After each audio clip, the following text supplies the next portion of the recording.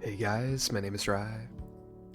Today I wanted to do something a little bit different than what I've normally done on this channel, and I wanted to walk through my plus 20 Darkflame on my balanced Druid.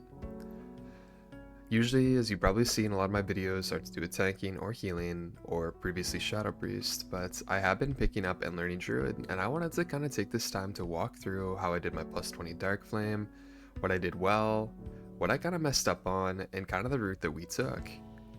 This is a big key, but since the patch, we have a lot more item level now, and we were able to time this with a little bit of time left over.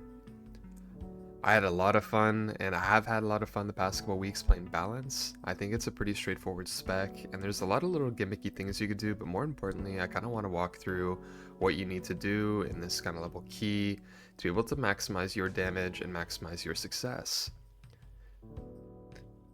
Overall, I think that Balance is probably one of the easier specs I've learned how to play. I don't think it's like very challenging from a min-max perspective, though I do make some errors and I'll kind of walk through them here. There are some things to note about the spec where you can definitely optimize and do well. Coming from a tank player, there are a lot of balance druids I feel like are kind of clueless in how they approach dungeons, whether it be their trade-off between, starfalling and star searching, what they're dotting, and how they tend to use their utility. So in this video, we're gonna kind of walk through as kind of experiment to see like what I did, where I could have improved, and as well how we conquered this keystone on plus 20. Fast forward a little bit here to when the key starts, and we're gonna get after it.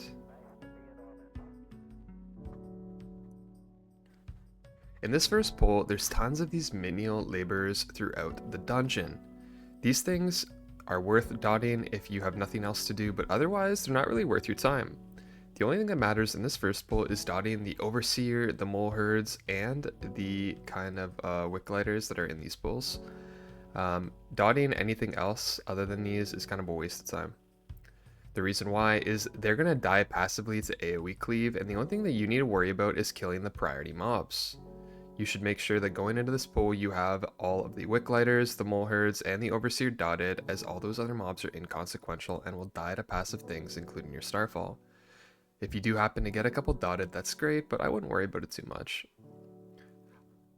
Just as I've seen other druids do, I hit Vortex on the very first knockback for this Overseer, as it prevents these mobs from getting spread out everywhere. Otherwise, I'm just rotating, being in a state of Eclipse, sending my Fury of Elune on cooldown, and as well, I only sent one incarnation on this bull. Given that we did Bloodlusted, I felt that using the second incarn might be overkill, but I think I was a little bit wrong, as now I'm just sitting on an incarn where my timings get a little bit wonky. Again, this next bull we're going to be fighting two Overseers, and there are a ton of laborers in this bull. It's not actually worth it if you don't need to dot all of these things, you should just be hitting the Overseer. When you're fighting two targets, you do tend to choose to Starfall over Star Surge, so you're going to see here that I'm just going to be Starfalling, but what really doesn't matter, and is a lot of pad in my opinion here, is all these little laborers. All that really matters is that these Overseers die because they are the checkpoint mob in the dungeon.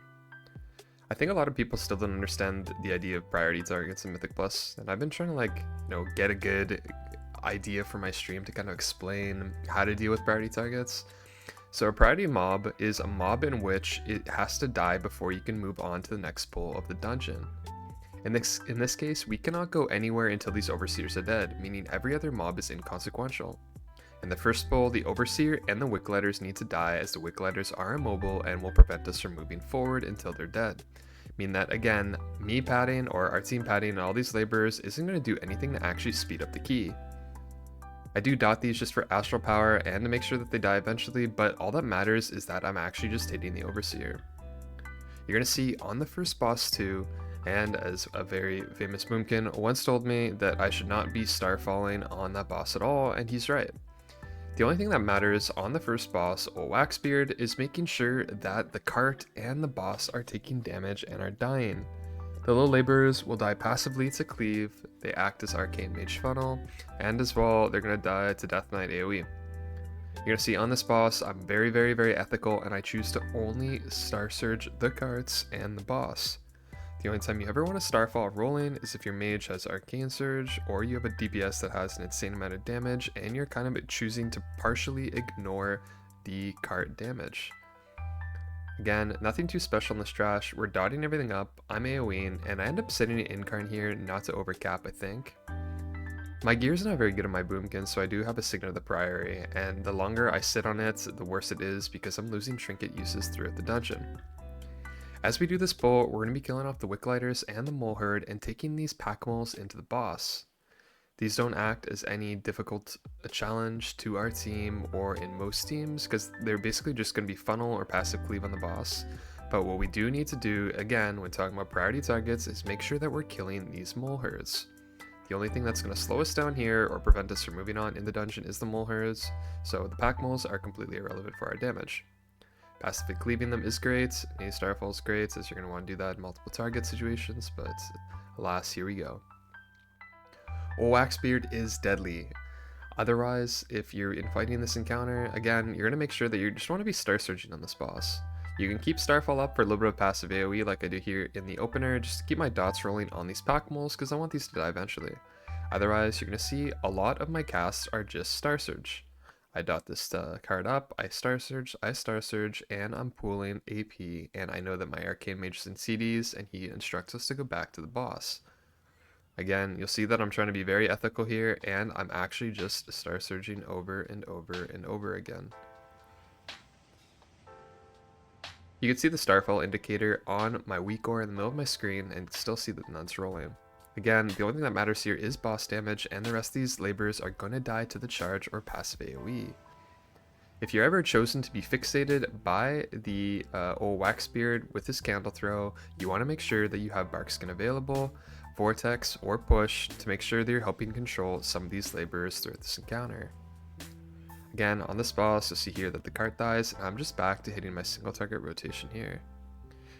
I end up doing a really bad bait on this charge, and it goes right across the room and only ends up killing a couple of these laborers. I did want to maximize my uptime while the cart was up, but this was a misplay on my end, as I should have been closer to the other side, as we can clear out all the laborers with just one charge if our team is really good. As this Slurring Candleflame goes out, I'm cautious to get away from these mobs in case it's on me, and luckily it's on our mage, who has Greater Invis, Alter, and Mirror Images. The cart comes out, I am dotting it, I go into Incarn, and I'm just slamming my, my Starfires. One mistake I did do there was I actually used my Warrior Balloon a little bit early. Warrior Balloon is the talent that it gives you 3 free Starfire casts regardless of cast time. However, when you enter an Eclipse state, you do get a Dream State buff for your next 2 casts, which makes your 2 next Starfires or Wraths cast 40% faster. I did clip those there, meaning that I actually wasted my reduced casting speed on those buffs and kind of consumed them with Warrior Balloon. Again, cart comes out, all I care about right now is making sure that I'm Star Surging into that cart. I'm getting a close bait here, I wild charge out, I dot the boss up, and now I'm back to slamming my single target rotation. Again, you're going to see that for the past minute, I still haven't hit Starfall, and this is all to make sure that the only thing that matters is that our carts die and Ol Waxbeared dies. Again, this is another amazing example of what priority damage is and why this matters. This is also a good illustration of why funnel damage matters, because these menial laborers are helping our Arcane Mage absolutely blast the boss. We do decide to kill this last minecart, and I do commit my Fury of Balloon on it. I have a full dump of Astral Power, and as well, I'm just moving out of swirlies on the ground. I have an Incarn, I decide not to press it here because I think we're going to be okay, and we do manage to kill the card off in time. At this point in the fight, the boss is less than 200 million, so I think we just basically call it to commit here. I don't think there's anything too special or important about this one. And as well, anytime the boss is kind of below even 100 mil, you should just choose to ignore the minecart and hit the boss. At this point, I did manage to successfully do this entire boss without padding, which was kind of fun.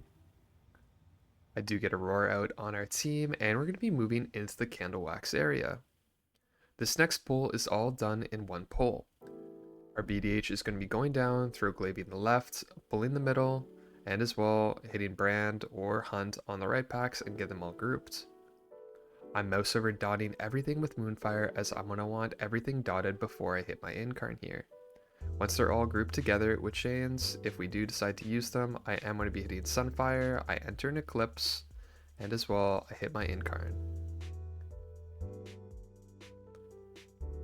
One thing to note is my mage did mark a candle with skull. Because that is his prior target and he's going to be absolutely obliterating it, I want to hit a different target.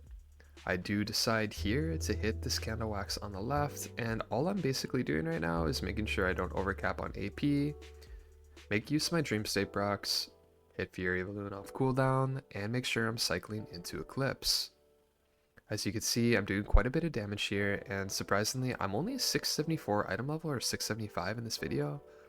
I think my Boomkin is pretty undergeared in this run when compared to the rest of my team. This is my alt, so I have been trying to gear it up and kind of get it going to make sure that it has appropriate gear for pushing these keys, but you can see for the most part, I'm not too behind on damage, and a lot of these pulls I am able to keep up. Albeit, you'll see on the next boss, we do have a couple instances. A pretty unfortunate death, but again, you're probably used to this pull and nothing too scary here, and you're going to see that this pull dies and falls over pretty easily. I am making sure I alternate my bark skin and my renewal based off of my healer's comms, and we're going into the next pull. You're going to see this pull done a couple different ways. I personally, and I think my tank here as well, you've probably seen a lot of my other videos with my Preservation Evoker, likes to do this pull stop cadence solo. Meaning that he's going to get everything kind of grouped together and he's going to be in charge of doing his own stops. Meaning that I do not have to hit Solar Beam until the next cast goes off. If you actually get all these mobs queued up in their explosive cast and hit a Sigil of Silence on them, they're going to be locked out for 24 seconds. Meaning that a VDH can actually solo the entire first set of stops if they get them all queued up together, using a sequence of Nova, Misery, Chains, and then Silence. You'll see that this way I get to use my beam very late. When I get a beam very late, it means that all this time in the opener, we only have to do is spend DPSing, and we don't have to worry about stops or anything else. We can beam late, we can go into stops, I can use my Druid stops if I need to, and then the pack is dead. On Blazikon, we're going to be pulling in 3 mobs as funnel into this boss, and you'll see that this kind of goes astray. My tank and my mage are setting this up so that my mage can get funnel on this boss. We're going to be pulling this boss, and we're going to be following regular order of operations for Blazikon. Nothing changes for me here, as I'll still be going and clearing out the room as I can. I hit a wild charge, I start going over this candle, and as well, I'm using Warrior of Elune to use those free Starfires to get into the fight. My DK here ends up breaking the cage on the Wick Lighter, and it does cause some problems here as it ends up killing me.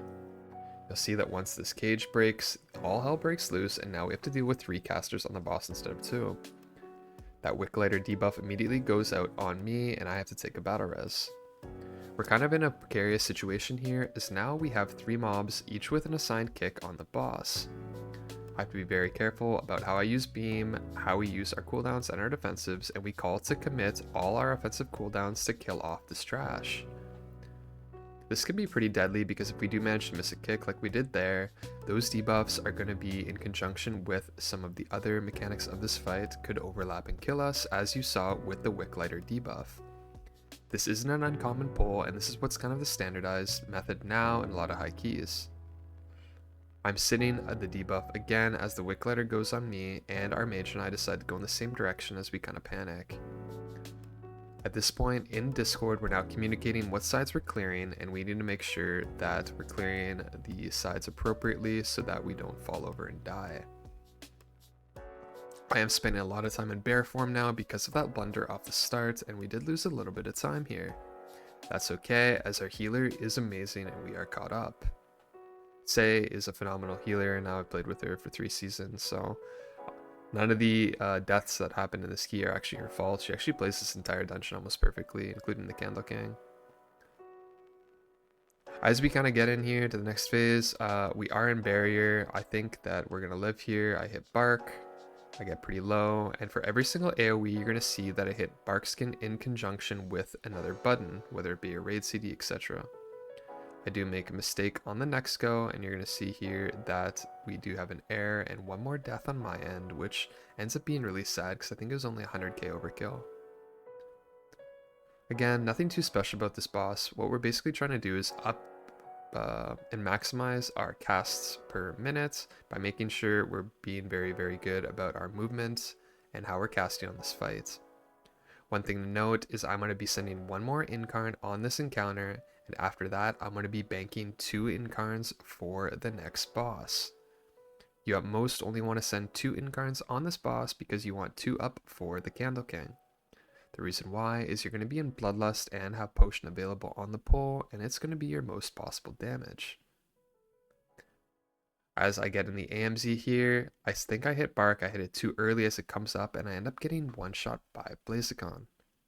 This was a little bit of a miscom, as I thought I was going to be getting a shield there, but honestly I probably just should have barked or bared, and I think I would have been more than fine.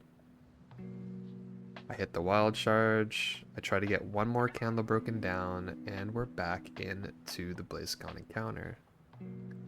I'm not having the greatest time, as my early death from the wick lighter was pretty tough, and as well that death there on Blazikon was a little rough as well.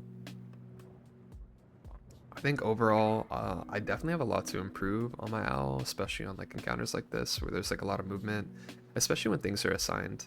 I think I could have done a lot better at maximizing my globals between moving between candles and probably done a little bit more damage, but overall I'm not too disappointed in how this key went. I am pretty mad at myself though for that previous death. However, we're kind of locked in at this point and we know that none of that matters as this key is still very timeable. I hit Barkskin, I hit Bear Form, and I'm into my next Eclipse. Again, I learned my lesson as I hadn't really been in the ski level before. I made sure that I used more defensives than needed. I wild charge over to my candle. I'm spending some Surge Astral Power as I'm moving, and I'm going back into Eclipse. For encounters like this when you're moving, this follows the same rule for every ranged DPS class. If you have spenders available that are instant cast, before you have to do a big movement, you want to be banking a little bit of astral power or other resource so that you don't have to stop and cast while you have to move. For me personally, this is saving up a bar of astral power for when I'm moving or saving that warrior balloon and making sure it all gets together so that I can cast on the move or spend on the move so I'm not wasting time with 0 DPS. In this pack, I'm just dotting everything up. I'm going into my Eclipse in a second here, and I'm just going to be hitting Starfall. There's nothing really that important on this pull, and this pull is quite a bit of pad. Once all this dies, you're going to see that nothing really happens here, and we're going to be off to the boss. In the middle of my screen, you can see that I have 2 charges of Incarn, and I've been saving these for this next encounter. On Druid, you can actually stealth up the left here, and with sprints and a little bit of a jump, you don't actually have to do the big stair jump that you might be used to. If you haven't seen this before, we are skipping the mini boss and making sure that we can kind of get up into the boss room without pulling it.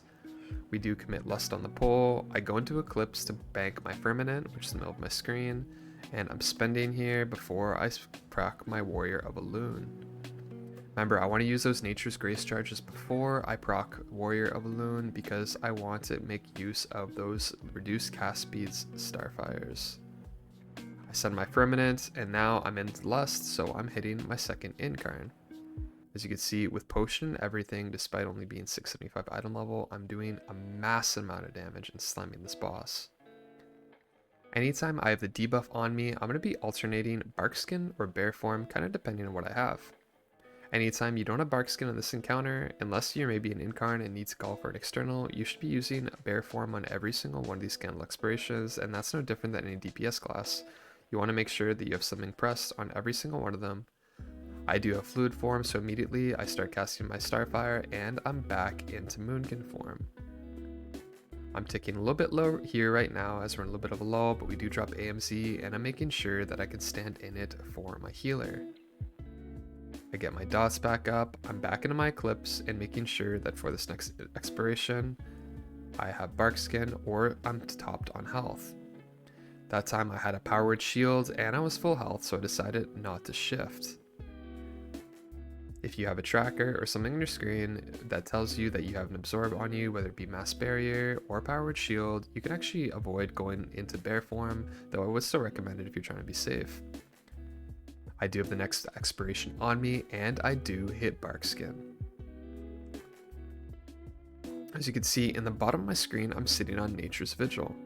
I'm currently holding my Incarn for another 13 seconds to kind of get my Signet of Priori lined up with my Incarn and Nature's Vigil so that some of the healing passively from just me doing damage is going to help heal up the requirement of this fight. I do go into Eclipse, I bear, and I'm back out. I set my dots up, and I go into Incarn immediately as I'm full health. Nature's Vigil is now doing a ton of healing. I'm back in my full damage window, and now I'm just waiting to spend that next Fury of Balloon before my Eclipse fades. I go back into Eclipse out of my Incarn, and as well, I'm moving away from my group to make sure that I'm not getting overlapped by the swirlies. This fight is all about helping your healer however you can. At this point in the encounter, because I am a healer main, I know that I need to be making sure that I'm being in bear form if instructed to, or if I need to, saving certain CDs.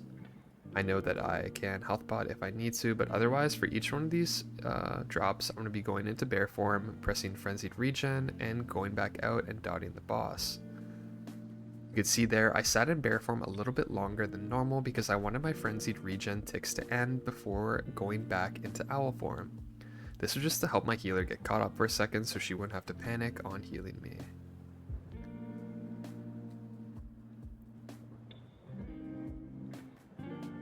I go into bear form, I go back into moonkin form, get my dots up, and as well, we're going to be finishing off the boss. With our current gear, after the turbo boost, this is still about a 330 boss fight. It might have been a little faster if I had more gear, but you can see our mage is absolutely dunking on this boss. Ajox is also the mage you probably saw in my 18 Candleking video before the gear buff on my Preservation Evoker, and you can probably tell even then he did a ton of damage. You're going to see here that we do have a hiccup as Mirror Images pulls the pack that we skipped at the bottom of the stairs. I go over to the corner, I'm making sure that I'm not in combat as our mage and our Death Knight go down. As they get back, I'm going to be buffing them and I'm going to be showing you guys how we pulled the entire cart area in one pull. This is actually pretty cool and I've been practicing this in my VDH and you can see it through a perspective of a tank that's very well practiced.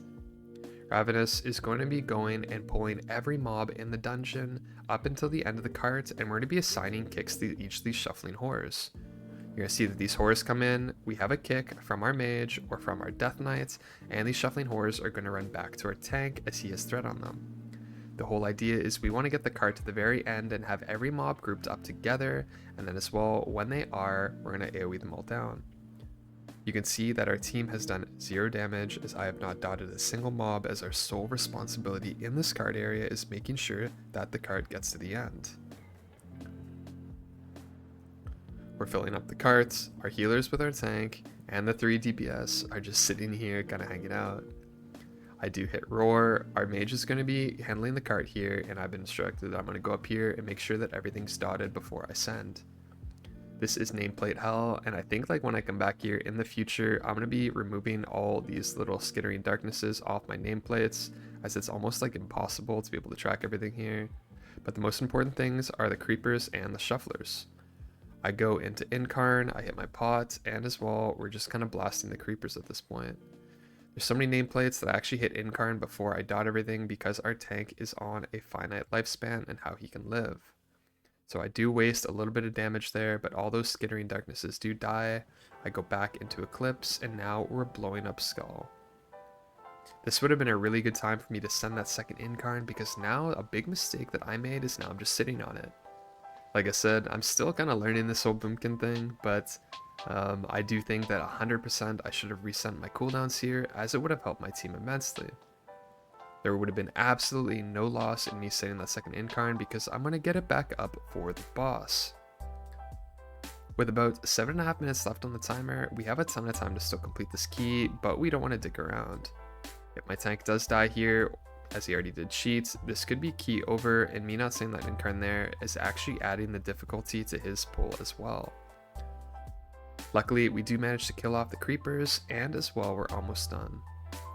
The problem is now, I have my second Incarn coming back in 30 seconds, which means I'm pretty much wasting a use in the dungeon.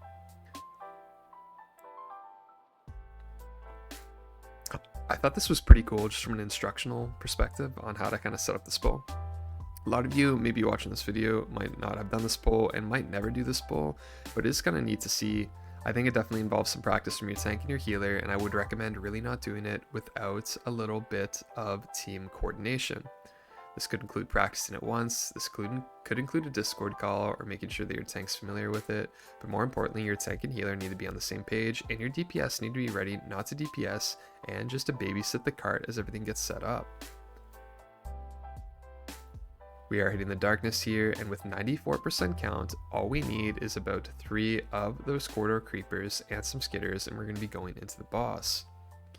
Because we're playing for the key and not for timer, we're going to be taking our time a little bit here, killing off the skitters as they do empower the corridor creepers, and we are going to be going into the final boss with some funnel for the mage. I dot up the creepers here as quickly as I can, but again, we also want to make sure that the skittering darknesses are dotted here, as they're going to be the things that we want to kill off before getting into the boss. I do incarn this because I'm sitting on a charge of incarn at this point, and as well I would be wasting it if I didn't. I finish off my Nature's Grace casts and I go into my Warrior Balloon. Again, remember, because I wasted that time earlier, I wasted an entire incarn, so now I'm just kind of hitting it, or else I'm going to be wasting even more incarn.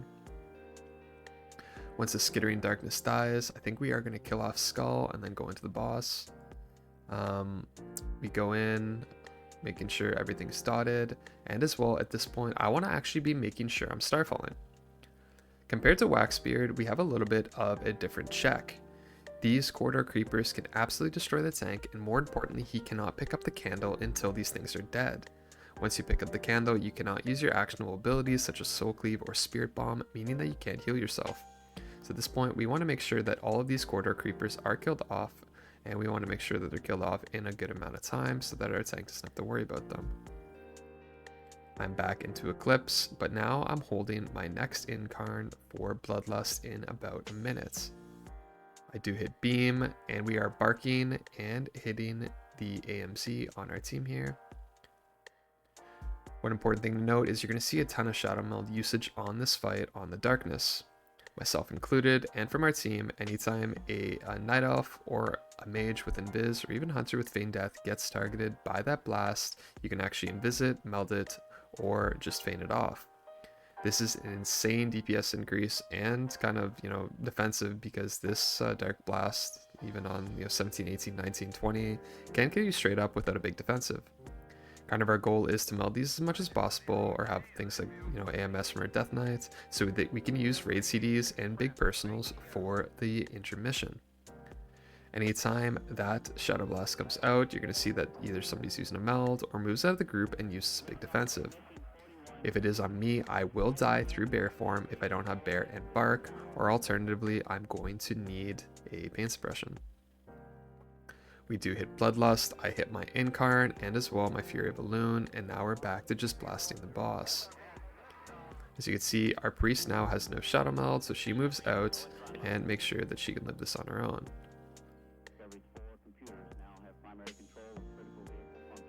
I spend my Nature's Grace and I go back into Warrior of Balloon. I actually cancel my Star Lord there just because I noticed that it was like the perfect time that I was going to be spending, so I don't have to waste any haste. And we're back to beating up the boss.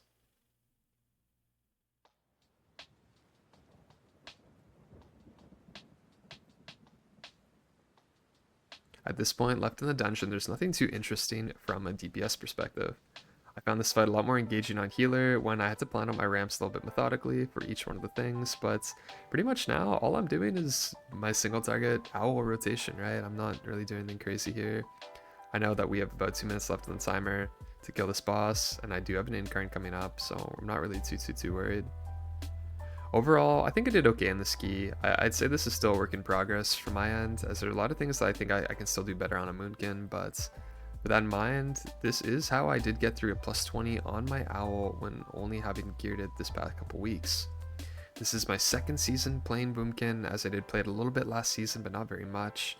I kind of gave up on it after I never got a Spy Masters, but after I've gotten some pretty good vaults, and with the turbo boost allowing us to get some pretty cool gear, I will be playing this spec quite a bit. Overall, if there are questions that you do have regarding Balanced Druid, I'm going to link my friend Duncan, or D-Wilkes as you might know him, his channel in the chat, as he is one of the boomkins that I play with quite a bit, and you've probably seen my videos. I don't have too much knowledge on how to theory craft around Owl, but I have been learning and I've been having a ton of fun doing it. With that in mind, hopefully this video was kind of fun on how I did this key from a DPS perspective as opposed to tanking, some of the things I thought about with priority damage, and as well my defensive usage and our stop usage. As well, this was kind of cool to kind of talk through the roots. This was IO for everybody in here. This is actually double the IO for me as I only had an 18 on it, but with that in mind, let me know what you think I missed in the comments, if you're having fun on Owl, or as well if you like this kind of content. I will continue to post all my VDH, my Brewmaster, and my press things, but I thought this was a cool change up and a good change of pace. Thanks for tuning in, and I'll catch you guys in the next one.